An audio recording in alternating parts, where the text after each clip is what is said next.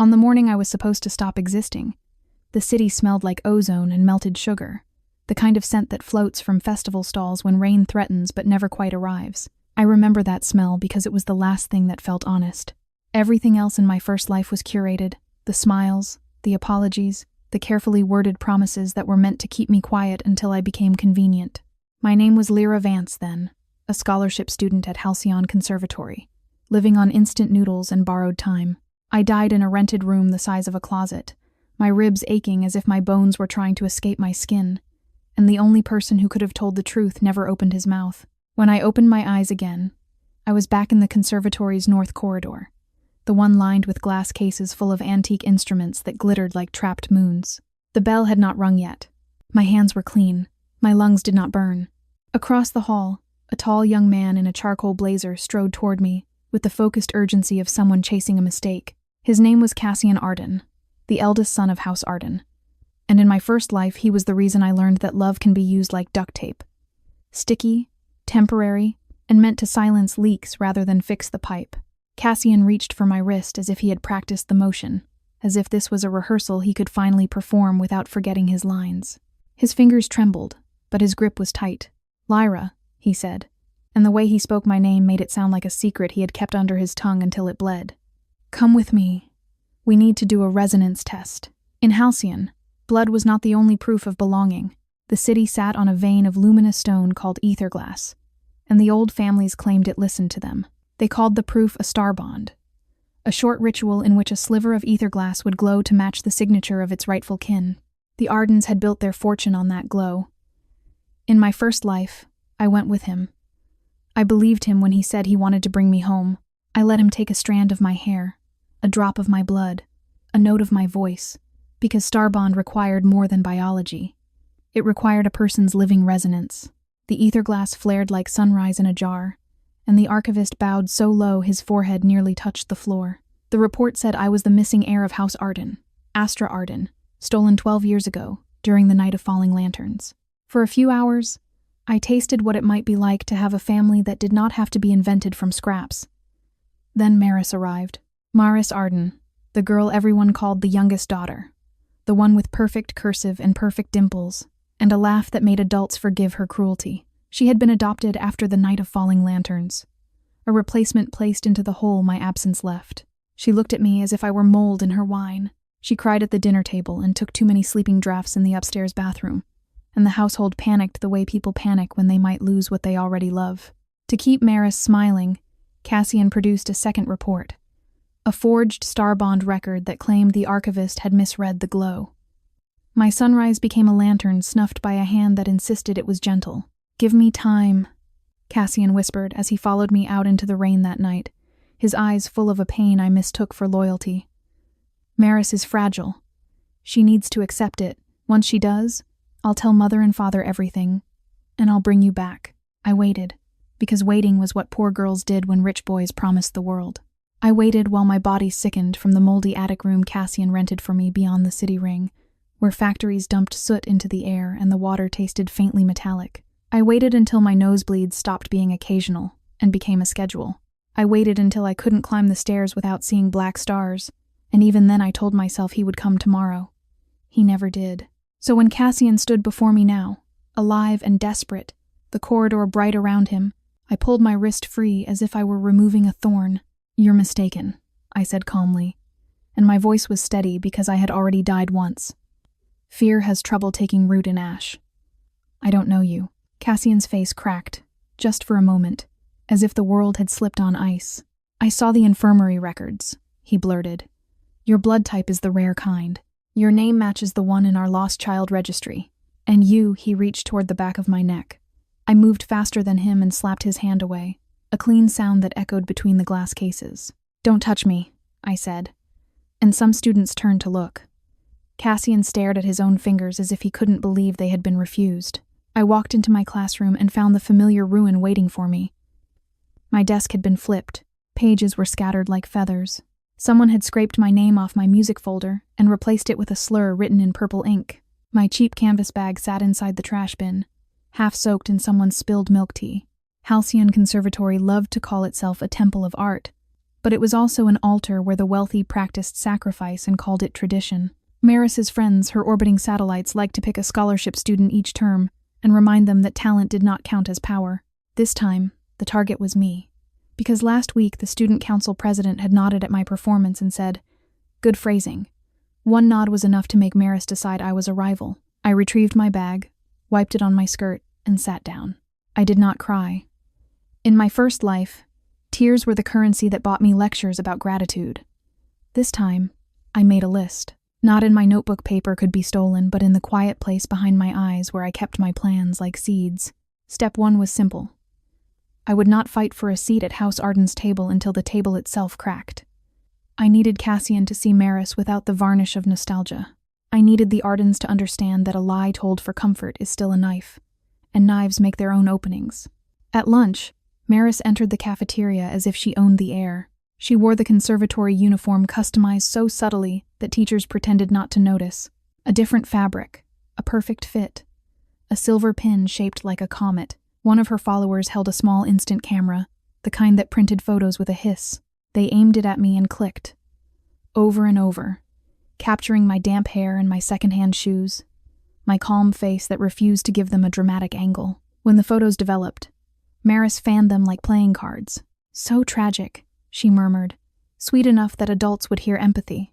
"If you keep looking like this, Rowan Vale won't even remember your name." Rowan Vale was the conservatory's golden boy. Senior year, student council president, always polite, always distant, rumored to have turned down every confession because he was too busy building a scholarship program. In my first life, he never became my lover, not even close. He became a thin thread of understanding on a rooftop. When you're drowning, you cling to whatever floats, and sometimes what floats is another person's silence.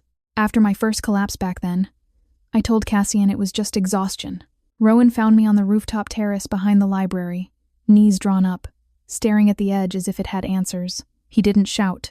He sat a careful distance away and said, "The wind up here lies. It feels like an invitation, but it's only a draft." Then, after a pause, he added, "If you're thinking about leaving, charge a fee.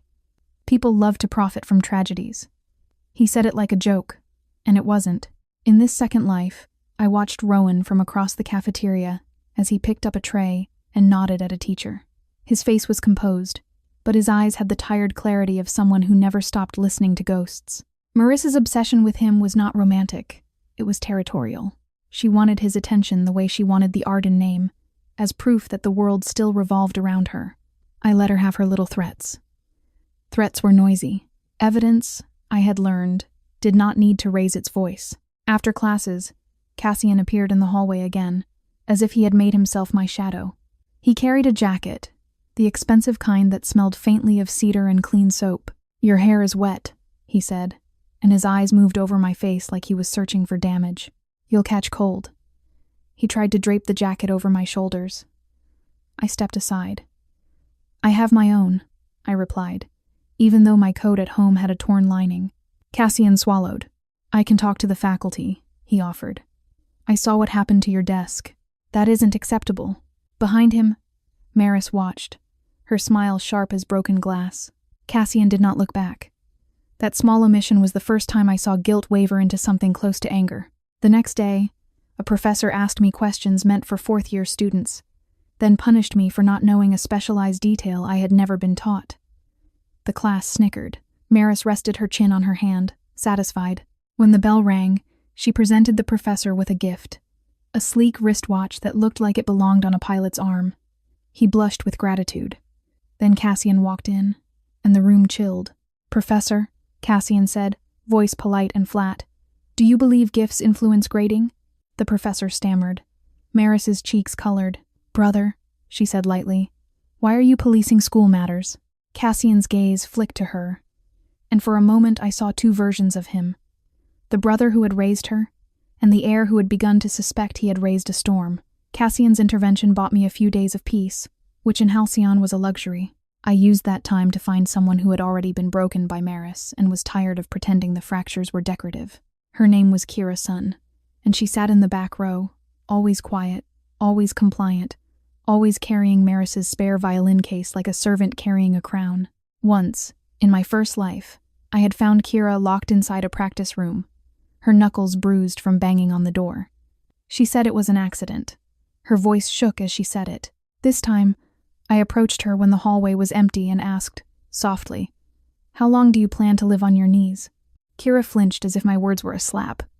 "You don't understand," she whispered. "She can ruin my scholarship. My sister needs her tuition covered. If I lose this place, my family loses everything." I nodded. "I understand," I said, because in my first life I had made the same bargain with survival. Then I placed a small folded paper crane into her palm. Inside, written in careful block letters, was a sentence. "Please don't let her hit me again." It was signed with a child's name. Kira's eyes filled, but the tears clung stubbornly to her lashes. Her fingers tightened until the paper creased. "What do you want from me?" she asked, voice hoarse. "Just one fall," I said. "Let one picture slip where Cassian can see it." Kira stared at me as if I had asked her to step into fire. "He'll protect her," she insisted. "He always does." "Then let him try," I replied. "Let him defend what he can no longer deny." I walked away before she could decide to hate me, because hatred is also a kind of connection, and I was done begging for connections that came with chains. A week later, Cassian hosted a birthday gala at the Arden residence, a building that looked less like a house and more like an argument carved from marble. The invitations were printed on thick paper edged in metallic ink, and the guests arrived wearing light-like jewelry. I went because Cassian asked, and because Maris would never forgive him if I refused. I wore a simple white dress I bought with 3 months of savings, and I pinned my hair up with a plain comb. The Arden chandelier reflected in every polished surface, multiplying the room until it felt infinite. Cassian met me near the staircase, relief flashing across his face like a match struck in the dark. "You came," he said, and the softness in his voice almost sounded like hope. Maris arrived at his side a second later, draped in sapphire silk, her lips curved in a smile that never reached her eyes. She lifted her hand and plucked a strawberry from the dessert tray Cassian had ordered, then ate it slowly while looking straight at me. Cassian, without thinking, moved the tray away from her and offered it to me instead. It was a small gesture. It was also a crack. Maris's smile slipped. She took the tray from him and, with a careless flick, dumped it onto the floor. Cream splattered my dress. Fruit rolled like dropped marbles. The room went quiet in the way wealthy rooms go quiet. Not because people are shocked, but because they are deciding whose side is safer. Cassian's face drained of color. "Maris," he said, warning in the single syllable. She tilted her head. "Oh no," she breathed, performing innocence. Did I ruin her little costume? She leaned close enough that her perfume made my eyes sting. "You can't sit at our table," she whispered, the sweetness stripped away. "You were never meant to come back." A laugh rose in my throat and died there. In my first life, that sentence had been the truth behind every kindness I was offered. This time, I let my silence do what my tears never did. I let it make people uncomfortable. I turned away and walked toward the side corridor that led to the garden, needing air. Cassian followed. Behind us, I heard Maris call his name, sharp now, demanding, but he did not answer her immediately. "I'm sorry," Cassian said in the corridor, voice ragged. "I didn't think she'd—" "You never do," I interrupted. My calm made him flinch more than anger would have. I pulled my sleeve up, just enough to reveal the pale lattice of scars along my forearm, marks left by years of accidents and misunderstandings. Cassian's gaze froze on them. He opened his mouth, closed it, then swallowed so hard his throat worked like a piston. "Who did this?" he whispered. "Your sister," I said, and the words were neither accusation nor plea. Behind Cassian, the garden doors stood open. Wind carried in the scent of wet earth and distant lantern smoke. I watched Cassian's eyes, waiting for the familiar reflex, the instinct to excuse Maris, to call her blunt rather than cruel, fragile rather than dangerous. The reflex arrived, but it hesitated, like a soldier realizing the war had already moved on. "She wouldn't," he started, and then stopped himself. His hands curled into fists at his sides. For the first time, Cassian looked less like a brother and more like a judge who had finally read the case file. The gala continued without us. Music filtered through the walls, bright and indifferent. Cassian asked me to sit in a small sitting room while he called the household physician. He wanted the scars documented. He wanted proof, because that was how he had been trained to trust. In records, in signatures, in things that could be filed. I agreed, because I wanted those documents too, but for a different reason. While Cassian stepped out, I wandered to the bookshelf and found a thin volume of family history. Between its pages was a pressed flower shaped like a star. A child's handwriting labeled it, Astra's first comet bloom.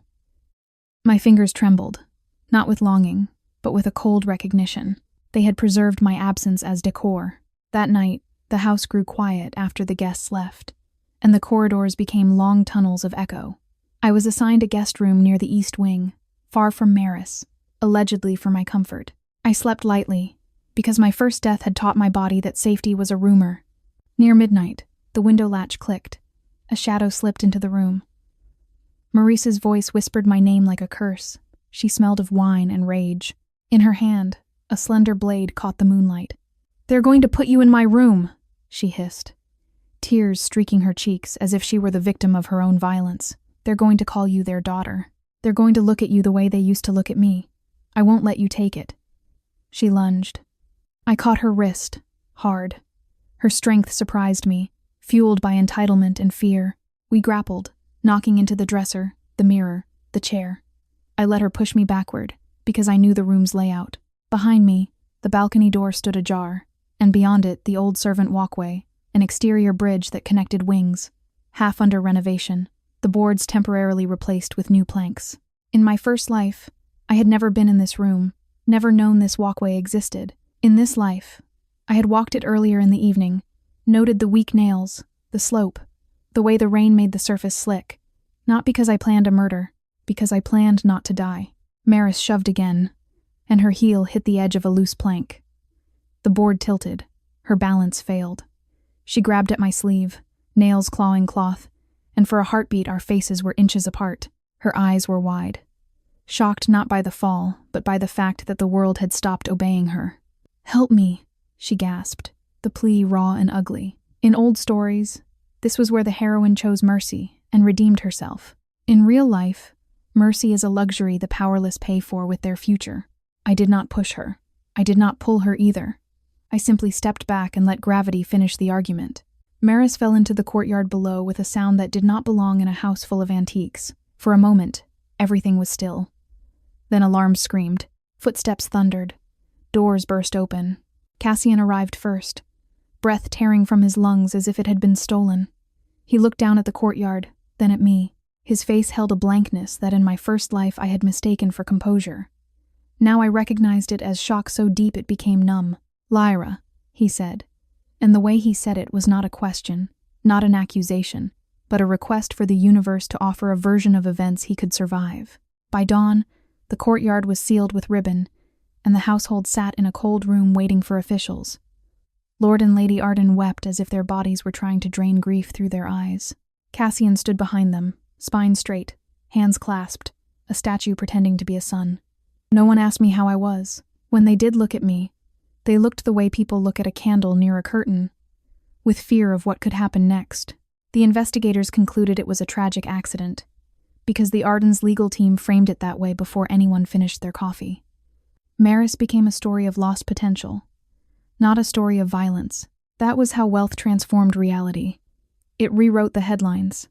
And yet, with Maris gone, the house finally made space for me. They called me Astra in private, as if the name were fragile glass. At a carefully staged ceremony a month later, they announced the return of their missing daughter. The city applauded. Donors sent flowers.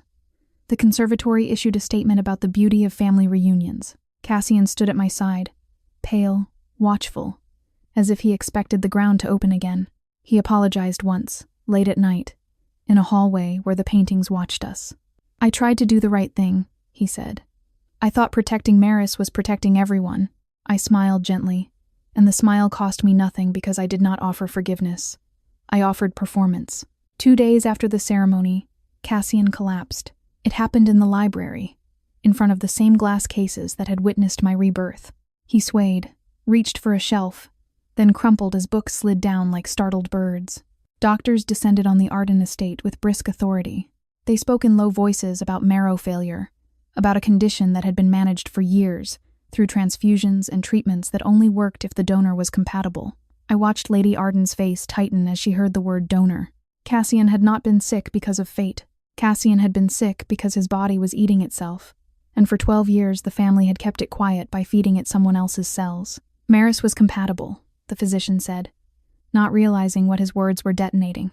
Lady Arden's fingers dug into the arm of her chair. Lord Arden stared at the carpet as if it could offer a different past. Cassian, half conscious, turned his head toward me. His eyes were glassy but pleading. "Astra," he rasped, and the name sounded like a hook. "We need you." They did not say they needed me alive. They did not say they needed me safe. They said they needed me, and in that verb I heard the same ownership that had haunted my first life. In the hospital's fluorescent light, I learned the part of the story the Ardens had edited out. On the night of falling lanterns, Cassian had been 9, and I had been 7. A storm had blown the lanterns into the sea, and Cassian, already ill, had panicked. He had led me to the pier and pointed at the water. "Look," he had told me, voice bright with forced cheer. The lanterns became stars in the waves. "Go touch one." I had leaned over, fascinated, and a swell had knocked me. Someone pulled me out minutes later, but my family never came for me. They filed the reports. They printed the posters. And then, when Cassian's doctors revealed that a compatible donor could keep him alive, they adopted Maris. Not out of kindness, out of strategy. I was not lost. I was replaced. That knowledge should have broken me. Instead, it made my mind quiet. When you finally name the monster, it becomes a shape you can measure. I agreed to be tested as Cassian's match.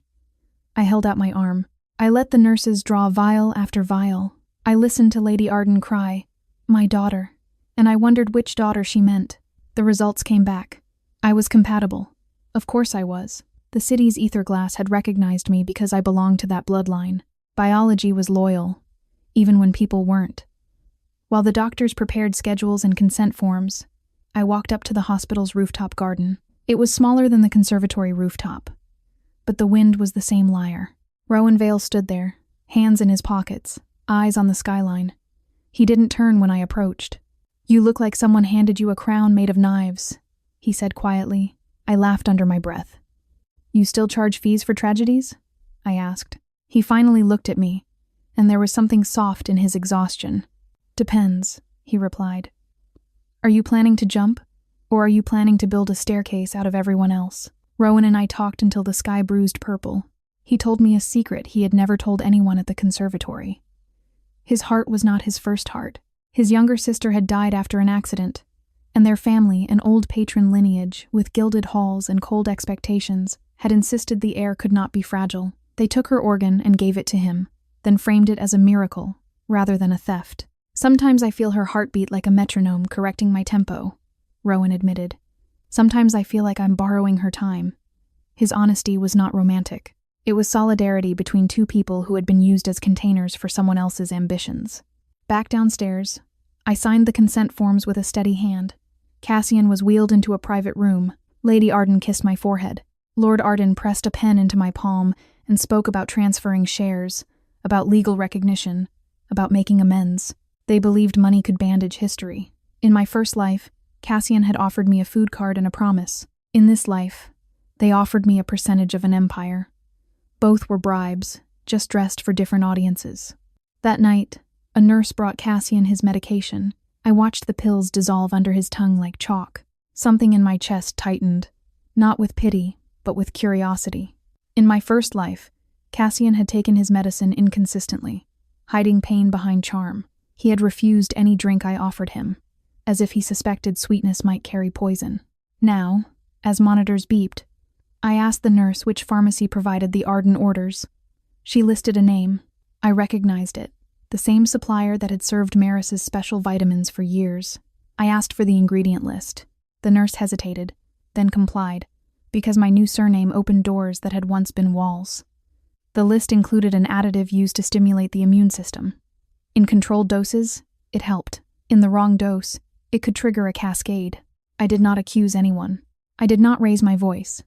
I simply requested that the hospital lab verify Cassian's pills against the official prescription. The next afternoon, the lab confirmed the pills had been swapped. Someone had fed Cassian a dose designed not to heal, but to accelerate collapse. Lady Arden screamed. Lord Arden demanded names. The hospital initiated an investigation. The Arden lawyers mobilized. I sat in the corner of the room, hands folded, and let my face wear grief like silk. The investigation quickly found a convenient suspect. A rival family that had long coveted Arden patents. Evidence appeared too neat, too eager. Lord Arden latched onto it because rage needed a target. Cassian's condition worsened anyway.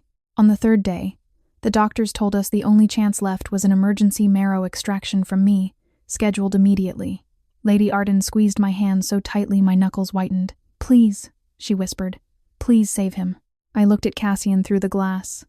His eyes were half open, unfocused. For a second, I saw the 9-year-old boy on the pier, pointing at the water, lying with a smile because he had been taught that lies were tools. Then I saw the man who had forged a report to protect Maris's comfort. I could have walked away. I could have let him die and called it justice. Instead, I did something colder. I saved him, but I saved him on my terms. Before the procedure, I asked Lord Arden to sign a new set of documents. Trust assignments, board voting rights, and a clause granting me unilateral control over any investigation related to Arden medical practices. He balked. I met his eyes and spoke softly. "You're asking for my marrow," I said. "I'm asking for my life back." Lady Arden sobbed. Cassian's monitor beeped faster. Lord Arden signed.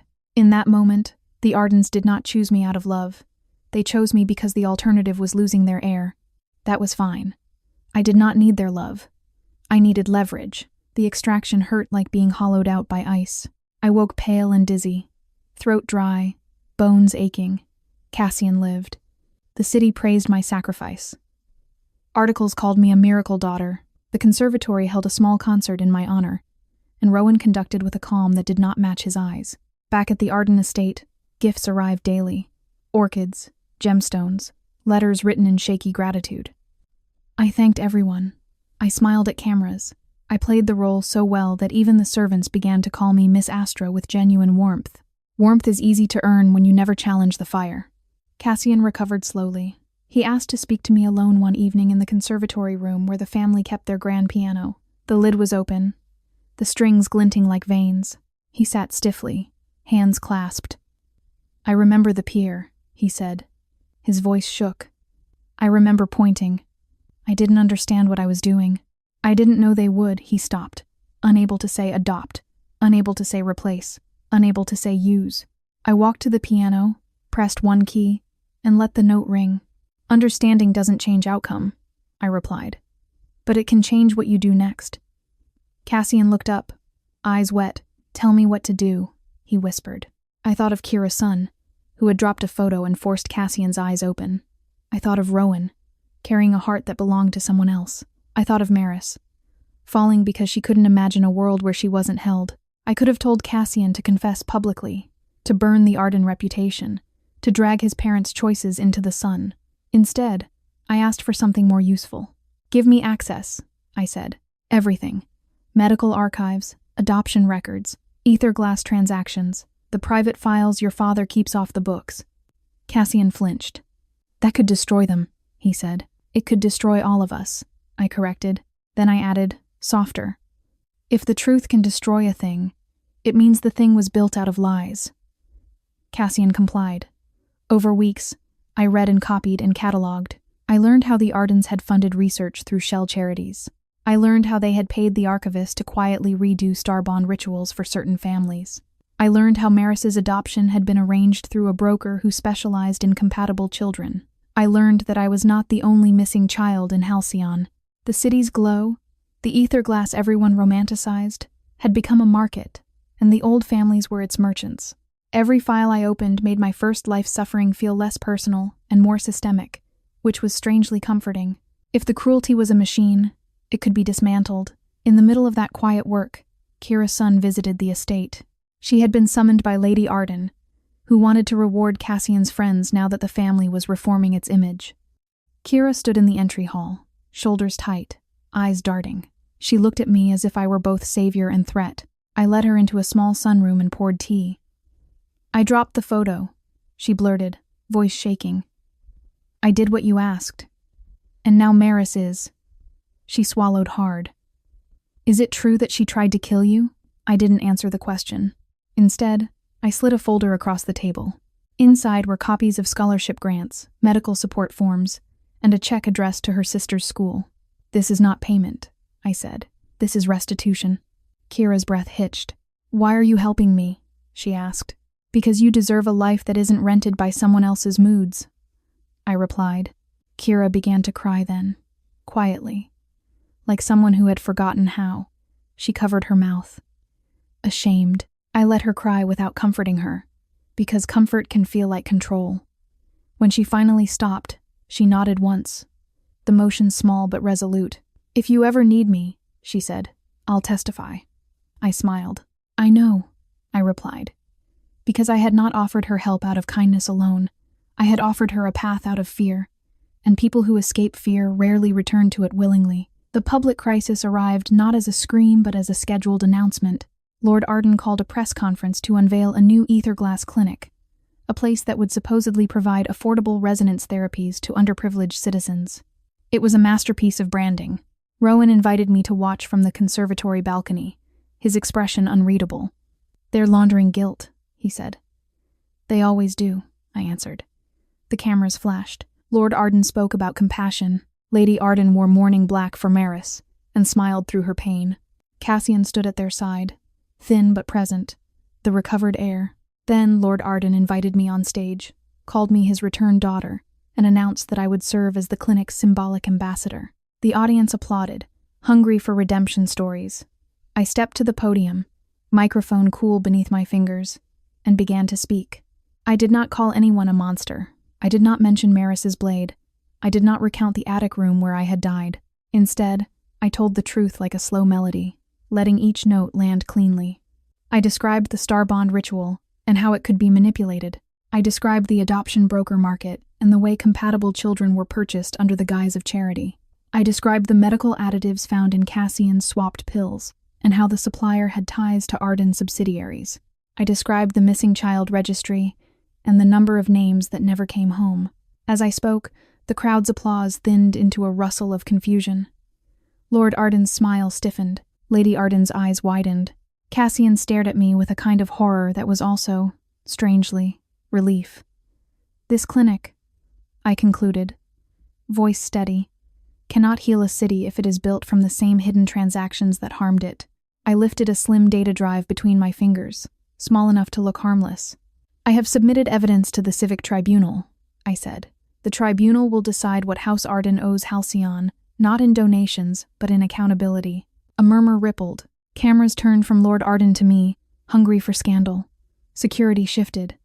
Lord Arden took a step toward me, face tight. "Astra," he said softly through clenched teeth. "This is not the place." I leaned closer to the microphone and smiled. "This is exactly the place," I replied. Chaos followed. Reporters shouted questions. A civic marshal approached the stage. Lord Arden's lawyers tried to intervene, but the tribunal had already issued preliminary orders, and orders had their own gravity. In the crowd, I saw Kira's son standing with her sister, holding hands. I saw Rowan Vale watching me with a faint, sad smile, as if he recognized the moment a borrowed life finally became its own. I saw Cassian's shoulders sag, not in defeat but in release, like someone taking off armor that had been rotting from the inside. Lady Arden began to cry, silent this time, her makeup dissolving into tracks that looked like cracks in porcelain. For a heartbeat, I felt a sting of pity. Then I remembered the pier, the forged report, the attic room, and the pity hardened into resolve. The tribunal moved quickly, because the evidence was not a rumor.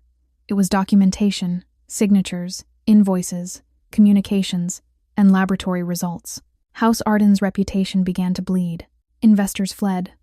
Old friends stopped answering calls. The conservatory, always eager to align with the wind, issued a statement supporting transparency. Lord Arden was summoned for questioning. The adoption broker vanished. The Etherglass archivist resigned. Cassian, under my guidance, cooperated fully. He gave interviews in which he admitted he had once tried to protect a lie and had learned that protection is not the same as love. Some praised him. Some condemned him. I watched without caring. Public opinion is another kind of weather. Behind closed doors, the Arden estate transformed. Servants whispered about austerity. Rooms were closed. Art was auctioned. Lord Arden tried to negotiate with me, offering more shares, More money, more apologies. One evening he cornered me in the hallway beneath the portrait of the Arden founder, a man painted with a glow that looked like sanctity. "You have what you wanted," Lord Arden said, voice sharp. "You're recognized. You're wealthy. Why keep cutting?" I met his eyes and spoke in a tone so mild it frightened him. "Because I don't want what I wanted," I replied. "I want what I was denied. Choice." Cassian visited me later that night, his hair mussed, his face drawn. "They might indict father," he said. "Mother won't survive that." I studied him. In my first life, he had begged me to wait until Maris could accept me. Now he begged me to soften the blow for his mother. The pattern was familiar. The difference was that Cassian now recognized the pattern too. "I'm not asking you to forgive them," he said quickly, as if reading my silence. "I'm asking you to decide what kind of person you want to be when this ends." His voice broke. "Because if you become them, then all of this is just another rotation of the same wheel." I went to the rooftop garden again after he left. Rowan was there, as if rooftops were the only honest places in Halcyon. He didn't ask how I felt. He asked, "What do you want next?" The question startled me, because in both lives I had been trained to want what others offered. I stared at the city lights, at the glow of ether glass running like a river through the streets, and I imagined a life that did not center on Arden halls. "I want to leave," I admitted. "I want to study composition somewhere no one knows my surname." Rowan nodded slowly. "Then leave," he said. "A borrowed heart still beats when it stops trying to prove it's worthy." I did not save Lord Arden from indictment. I did not shield Lady Arden from consequences. I also did not orchestrate their ruin beyond what the truth naturally accomplished. The tribunal sentenced Lord Arden to restitution, oversight, and a term that stripped him of control. Lady Arden entered a quiet treatment facility, her grief layered with guilt she could no longer outsource to a replacement daughter. Cassian stepped down from the board and, for the first time, enrolled in classes at the conservatory not as a patron but as a student, taking music theory like a penance. Kira's sister received a scholarship funded by seized Arden assets. The clinic Lord Arden had announced became real under civic management, not as a monument to Arden generosity, but as a reminder that healing requires consent. On the day I left Halcyon, the sky was clear, the air cold enough to make my breath visible. Cassian met me at the station with a small case in his hands. Inside was a violin, not antique, not priceless, but crafted with care by a local luthier. "It's yours," he said quietly. "No conditions." I traced the varnish with my thumb. "Thank you," I replied, and I meant it in the limited way gratitude can exist between people who have harmed each other and chosen, finally, to stop. Rowan did not come to the station. Instead, he left me a note tucked into my passport. It contained only a single line. "Don't mistake peace for emptiness." As the train pulled away, Halcyon's towers receded, their glow thinning into distance. I did not look back for long. In my first life, I had died waiting for a door to open. In this life, I built my own exit, and the sound it made was not dramatic. It was simply the sound of a latch releasing. Somewhere behind me, the ether glass continued to hum under the city, listening to new people, reflecting new truths. Ahead of me, there was no mansion, no ceremony, no replacement role to play. There was only the ordinary promise of days I would not have to earn by suffering. And for the first time, that ordinariness felt like wealth. 3 weeks later, I stood on a different platform in a different city, one that did not glow from beneath its streets. Meridian was built on ordinary stone, and at night its lights came from human hands rather than mineral veins. The air smelled like roasted chestnuts and diesel, not sugar and storm. I rented a small room above a bakery, where the walls were thin enough to let other people's laughter leak through. The first night, I lay awake waiting for the old panic to return, the instinct to count exits and imagine worst outcomes. Instead, I listened to the bakery ovens cycling below and realized that anonymity is a kind of lullaby when you have been watched your whole life. No one here knew the Arden crest. No one here cared about a Starbond ritual. My name on the mailbox was simply Lyra, the version of me that had existed before inheritance tried to rename me into obedience. I enrolled in a small composition workshop that met in a converted warehouse with peeling paint and stubborn plants on the windowsill. The instructor, a woman with silver hair and ink-stained fingertips, listened to my first piece without asking where I came from. When the final chord faded, she nodded once and said, "You write like someone who learned to breathe underwater." The comment should have made me defensive. It made me laugh instead, because it was accurate in a way that did not demand a confession. In Halcyon, every compliment had been a receipt. Here, praise was allowed to be a gift. I began to draft a suite called Lanterns in the Waves. It was not about revenge. It was not even about grief. It was about the moment a child reaches for something beautiful and does not yet know the water can swallow. Writing it felt like returning to the pier and finally taking my hand back. News from Halcyon arrived the way weather reports arrive: factual, distant, and incapable of capturing what the sky actually feels like. The tribunal published its final findings and established a public registry for missing children, funded in part by Arden Restitution. Cassian sent me a letter written in plain black ink, the kind you use when you are done performing. He did not ask for forgiveness.